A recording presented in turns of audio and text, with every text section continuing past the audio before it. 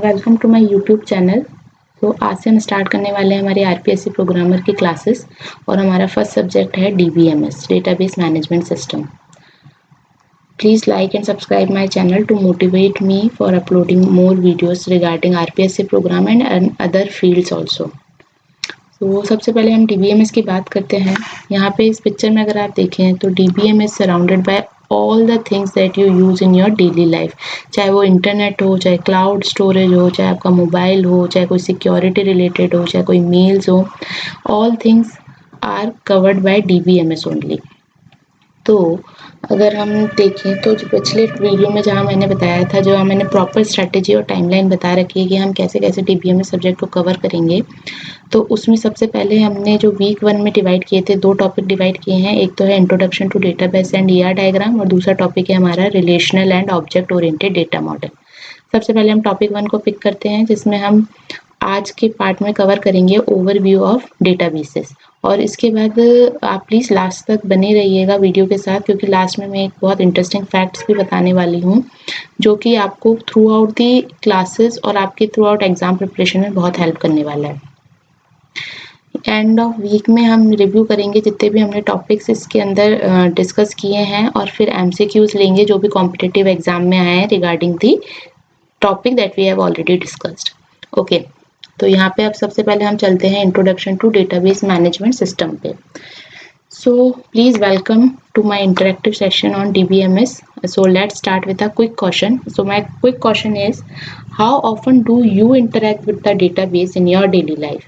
So feel free to share your thoughts in the chat. You can write in the chat box or comment box कि आपको क्या लगता है कि आप कितना oftenly interact करते हो database से आपकी daily life में. Now, throughout this presentation, we delve into the world of DBMS and discover its significance in our digital age. So here you can also see your DBMS take the whole things like either databases, system, software, technology, data, system, and here the software. So these are the systems and these are the points that is covered by the DBMS only. So let's start with the definition of database management system. So you can say your database management system is a software system. So it's basically a software. And software का काम क्या होगा? अगर database management system इसके point अगर हम इस words को देखें तो ये manage करेगा किसको? database को आपके, और मैनेज कर रहा है इसका मतलब उसको मैनेज करने का काम करेगा. Manage means the complete thing. Manage हो गया, स्टोर हो गया, रिट्रीव हो गया और मैनिपुलेट हो गया.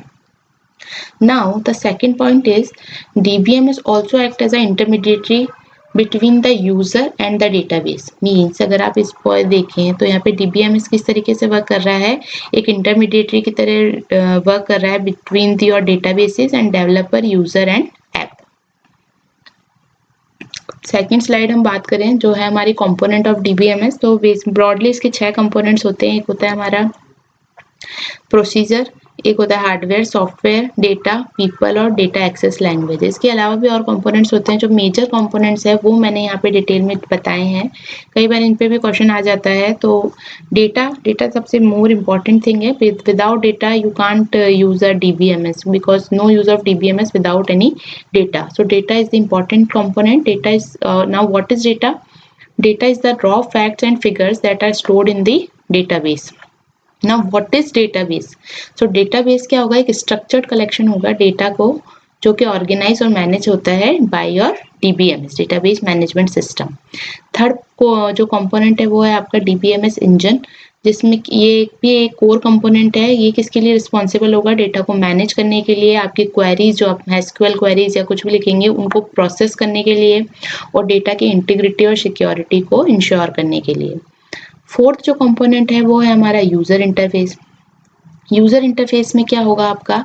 It allows user to interact with the DBMS, perform queries and access the data. और एक कंपोनेंट है हमारा एप्लीकेशन प्रोग्राम. ये प्रोग्राम एप्लीकेशन प्रोग्राम क्या करेगा? It interact with the DBMS to perform the specific task और फंक्शन. तो data हो गया हमारा, डेटाबेस हो गया, DBMS इंजन हो गया, यूजर इंटरफेस हो गया और एप्लीकेशन प्रोग्राम हो गया. अब बात करते हैं अगर हम टाइप्स ऑफ डीबीएमएस की, तो यहाँ 4 टाइप्स में ब्रॉडली क्लासीफाई कर सकते हैं हम डीबीएमएस को। एक तो रिलेशनल डीबीएमएस हो जाएगा, एक नो एसक्यूएल डीबीएमएस हो जाएगा, एक हो जाएगा आपका ऑब्जेक्ट ओरिएंटेड डीबीएमएस और एक हो जाएगा आपका न्यूएसक्यूएल डीबीएमएस। अब मैंने इसके लिए कंपैरेटिव टेबल भी बनाई है, जिससे ये इजी रहेगा चारों के बारे में याद रखना भी और चारों के बारे में समझना भी, क्योंकि अगर इस पे रिलेटेड कोई क्वेश्चन भी आता है तो अगर ये टेबल आपको रिमेंबर रहेगी तो आप इजीली आंसर कर पाओगे। तो यहाँ एस्पेक्ट्स में, जिन एस्पेक्ट्स में मैंने डेटाबेस के टाइप्स को डिवाइड किया है वो है, एक तो data structure, query language, scalability, data consistency, complex data structure और हर पर्टिकुलर डीबीएमएस के टाइप के एग्जाम्पल। तो अगर हम डेटा स्ट्रक्चर की बात करें तो जो आरडीबीएमएस है उसका डेटा स्ट्रक्चर होता है टेबल विथ रो और कॉलम, जबकि नो एसक्यूएल डीबीएमएस जो होता है वो एक फ्लेक्सिबल डेटाबेस है और अनस्ट्रक्चर्ड है। ऑब्जेक्ट ओरिएंटेड डेटाबेस में हमारे पास होते हैं objects with its attributes and methods which handle your data. और न्यू एसक्यूएल डीबीएमएस जो है वो एक हाइब्रिड स्ट्रक्चर है, जो कि किसका फॉर्म है, RDBMS as well as no SQL का। इसके बाद हम बात करें क्वेरी लैंग्वेज की। क्वेरी लैंग्वेज आरडीबीएमएस में यूज होती है एसक्यूएल, नो एसक्यूएल डीबीएमएस में वेरी करती है। ऑब्जेक्ट ओरिएंटेड डीबीएमएस में हम यूज करते हैं प्रोप्राइटरी और एसक्यूएल, और न्यू एसक्यूएल डीबीएमएस में भी हमारी यूज होती है एसक्यूएल। थर्ड एस्पेक्ट जो है हमारा स्केलेबिलिटी का, जो हाईली स्केलेबल है हम वो याद रखें सबसे पहले, तो वो है हमारा नो एसक्यूएल डीबीएमएस। और इधर अगर हम जाएं न्यू एसक्यूएल डीबीएमएस पे, क्योंकि ये हाइब्रिड वर्जन है किसका, नो एसक्यूएल और रिलेशनल डीबीएमएस का, इसलिए ये भी स्केलेबल है। लेकिन जो ऑब्जेक्ट ओरिएंटेड डीबीएमएस है या फिर जो आरडीबीएमएस है, ये दोनों एक लिमिटेड वर्जन है। फिर इसके बाद हम बात करते हैं डेटा कंसिस्टेंसी की। तो डेटा कंसिस्टेंसी में क्या है, ये एसिड प्रॉपर्टीज को फॉलो करेगा। एसिड प्रॉपर्टीज हम आगे जाके पढ़ेंगे हमारे लेक्चर्स में। नो एसक्यूएल जो डीबीएमएस है वो इवेंचुअली कंसिस्टेंसी फॉलो करता है, ओडीबीएमएस की जो है हमारी वेरी करती है, और न्यू एसक्यूएल क्योंकि ये हाइब्रिड अप्रोच है इसलिए ये भी एसिड प्रॉपर्टीज को फॉलो करता है। नेक्स्ट है हमारा कॉम्प्लेक्स डेटा स्ट्रक्चर। तो आरडीबीएमएस में लिमिटेड सपोर्ट है कॉम्प्लेक्स डेटा स्ट्रक्चर को हैंडल करने का, नो एसक्यूएल में भी लिमिटेड सपोर्ट है, लेकिन जो हमारा ऑब्जेक्ट ओरिएंटेड डीबीएमएस है ये बहुत ही परफेक्टली हैंडल कर पाता है कॉम्प्लेक्स डेटा स्ट्रक्चर को। अदरवाइज बाकी जो डेटाबेसेस हैं उनमें इनका लिमिटेड सपोर्ट है। अब अगर हम बात करें एग्जाम्पल्स की, तो आरडीबीएमएस के एग्जाम्पल्स हैं हमारे my SQL, postgre SQL and Oracle. No SQL DBMS के हैं मोंगोडीबी, कसांड्रा और रेडिस। ओडीबीएमएस और ऑब्जेक्ट ओरिएंटेड डीबीएमएस के हैं DB4O, ऑब्जेक्ट DB। और न्यू एसक्यूएल डीबीएमएस के हमारे Google spanner and cockroach database. अब है बात करते हैं हम एडवांटेजेस, डेटाबेस को यूज, मैनेजमेंट सिस्टम को यूज करके हमें क्या एडवांटेजेस होती हैं। तो सबसे पहला तो है डेटा इंटीग्रेशन। डेटा इंटीग्रेशन का क्या मतलब होगा, your DBMS facilitate the integration of the data from multiple sources, means आपके पास डेटा है जो बहुत मल्टीपल सोर्सेज से आया हुआ है, तो उसको DBMS क्या फैसिलिटेट करता है, उसको एक सेंट्रलाइज रिपोजिटरी में मैनेज करने का काम करता है और एलिमिनेट करता है जो सेपरेट एंटिटीज है, मतलब कहीं पे डेटा कहीं रखा है, कोई किसी सोर्स पे रखा है, तो उन सारे सोर्सेज को मर्ज करके एक सेंट्रलाइज रिपोजिटरी क्रिएट करेगा। इसे ही हम कहते हैं डेटा इंटीग्रेशन, और ये प्रॉपर्टी फैसिलिटेट होती है हमें DBMS में। दूसरी है हमारी डेटा सिक्योरिटी। तो डेटा सिक्योरिटी में क्या होगा, DBMS also you provide a robust security feature. robust security feature means कि क्या एक्सेस कंट्रोल रहेगा, कि क्या एनक्रिप्शन टेक्निक्स यूज आप कर सकते हो, and also auditing to your safeguard sensitive information. तो DBMS डेटा सिक्योरिटी हो गया, डेटा इंटीग्रेशन प्रोवाइड करता है। तीसरी है हमारी डेटा कंसिस्टेंसी, जो कि बहुत ही इंपॉर्टेंट पॉइंट है, क्योंकि अगर डेटा कंसिस्टेंट ही नहीं रहेगा तो वो डेटाबेस का कोई मतलब ही नहीं रहेगा, क्योंकि वो डेटाबेस आप यूज़ क्या करोगे, वो तो यूजलेस हो जाएगा। अगर कहीं पे डेटा की कोई और फीचर्स बता रहा है और सेम ही डेटा का कहीं और फीचर दिखा रहे हैं, तो वो क्या हो जाएगा, एक तरीके से कंसिस्टेंसी मेंटेन नहीं रहेगी, डेटा इनकंसिस्टेंस हो जाएगा। इसलिए डेटा कंसिस्टेंसी को मेंटेन करने के लिए भी DBMS एक बहुत इंपॉर्टेंट रोल प्ले करता है। नेक्स्ट है आपका कॉन्करेंट एक्सेस। कॉन्करेंट एक्सेस का मतलब क्या होता है कि आप at a time multiple users अगर उस DBMS को एक्सेस भी कर रहे हैं तो भी डेटा कंसिस्टेंसी मेंटेन रहे। तो DBMS जो है आपको कॉन्करेंट एक्सेस प्रोवाइड करवाता है, बजाय इसके कि वो डेटा कंसिस्टेंसी को भी मेंटेन करके रखेगा। और लास्ट पार्ट है आपका स्केलेबिलिटी। स्केलेबिलिटी में जो बहुत सारे अभी DBMS हैं वो आपको ऑफर करेंगे DBMS सॉफ्टवेयर सिस्टम से वो आपको स्केलेबिलिटी बहुत हाईली स्केल पे ऑफर कर रहे हैं, जो कि हैंडल कर रहा है आपके ग्रोइंग वॉल्यूम्स ऑफ डेटा को। क्योंकि दोस्तों देखो, डेटा आता ही जाएगा। अगर आपकी कोई वेबसाइट है, आप सोचो शॉपिंग वेबसाइट है या कोई अदर वेबसाइट्स हैं, आपके पास डेटा आ रहा है और डेटा का साइज हर डे टू डे बढ़ता जा रहा है, तो your database management system should be highly scalable. तो अभी के जो मॉडर्न डेटाबेस मैनेजमेंट सिस्टम्स है वो आपको स्केलेबिलिटी प्रोवाइड कराते हैं for handling your large volume of data. Next अब common use cases of DBMS की अगर हम बात करें तो डीबीएमएस बहुत सारे यूज केसेस आपको ऑफर करता है, like business application, e commerce, social media, health care and finance. अब हम सबसे पहले बात करते हैं अगर बिजनेस एप्लीकेशन की, तो डीबीएमएस जो है वाइडली यूज होता है आपके कस्टमर रिलेशनशिप मैनेजमेंट में, एंटरप्राइज रिसोर्स प्लानिंग में और इन्वेंट्री मैनेजमेंट सिस्टम में।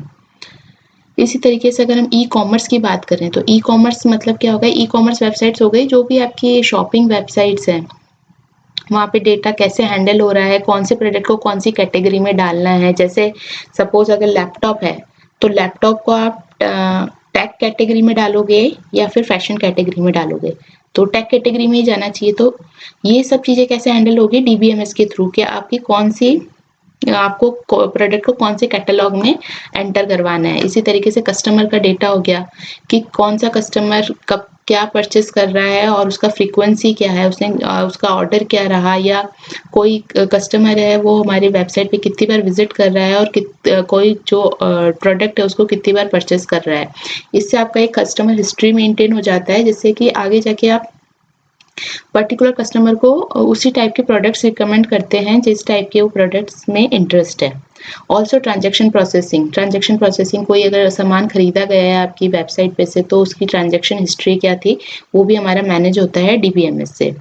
नेक्स्ट है आपका सोशल मीडिया अकाउंट हो गया, चाहे Instagram, Facebook, anything, Twitter, all are rely on DBMS. Why? For storing your user profiles, post, comments and social graphs.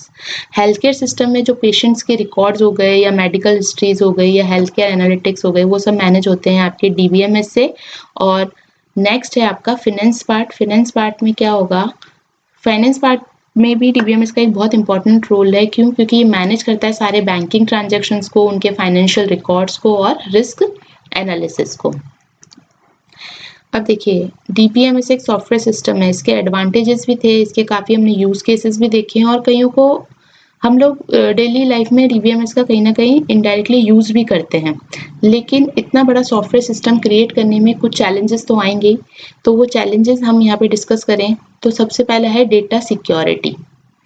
Data security का challenge क्यों है? अगर हम देखें तो इसके एडवांटेज है डेटा सिक्योरिटी, लेकिन इसको अचीव करना एक चैलेंज है डीबीएमएस के अंदर। क्यों? क्योंकि डेटा सिक्योरिटी को आपको इंश्योर करना है against the breaches and unauthorised access. This is one of the challenge. Scalable आप कह रहे हो कि आपका डीबीएमएस स्केलेबल हो, यही एडवांटेज है कि लार्ज वॉल्यूम डेटा को हैंडल कर पाए। तो उसके लिए आप स्केलेबिलिटी कैसे अचीव करोगे?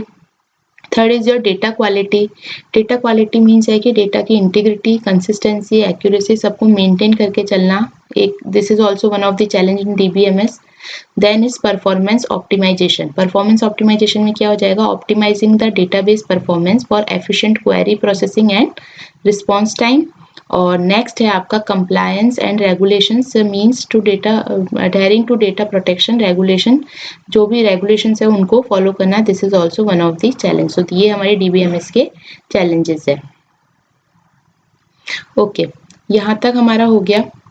ये हमने आज पढ़ा कि क्या इंट्रोडक्शन है, ओवरव्यू एक बेसिकली हम कह सकते हैं। अब जो मैं लास्ट में आपको बात बताना चाह रही हूँ कि हर टॉपिक के बाद भी हम लेंगे, यहाँ पे जो मैं सरप्राइज था वो एक्चुअली पहले ओपन हो गया है, लेकिन खैर कोई बात नहीं। इसमें मैं आपको ये बताना चाह रही थी कि लास्ट में आपके लिए जो इसमें एक बेनिफिट पॉइंट ये रहेगा कि आप मेरी अगर लेक्चर्स को फॉलो करते हैं तो आपको हर लेक्चर के डिटेल डिस्क्रिप्शन के बाद मिलेंगे क्विज शो। सो ये एक मैंने इसमें एक इम्पॉर्टेंट फीचर लॉन्च किया है। हर वीडियो के अंदर आपको after the topic we will perform some DBMS quiz show. So are you ready to play means इस फीचर के अंदर हम क्या करेंगे, हमने टॉपिक पढ़ा, उस टॉपिक के हम 10 to 12 क्विजेस लेंगे, एमसीक्यूज लेंगे, जिससे क्या होगा कि वो जो टॉपिक हमने पढ़ा है उसके हमें अच्छे से उसको रिमेंबर भी कर पाएंगे और हमें ज़्यादा उसमें अच्छे से प्रिपेयर कर पाएंगे। जो भी हमने टॉपिक पढ़ा उसको हम जल्दी से क्रॉस वेरीफाई कर पाएंगे ना एमसीक्यूज से। अगर मैंने एमसीक्यूज भी सॉल्व कर लिए, मैंने वो टॉपिक पढ़ा और उसी टाइम हाथों हाथ एमसीक्यूज सॉल्व कर लिए, तो उससे क्या होगा कि मेरा टॉपिक मुझे अच्छे से याद हो जाएगा कि अच्छा हाँ इसमें डीबीएमएस का अगर कोई डेफिनेशन का आ गया, कुछ भी एमसीक्यू आ गया तो वो मैं हाथों हाथ सॉल्व करूँगी तो चीज़ें और ज़्यादा क्लियर हो जाएंगी। तो दोस्तों ये था मेरा पार्ट 1।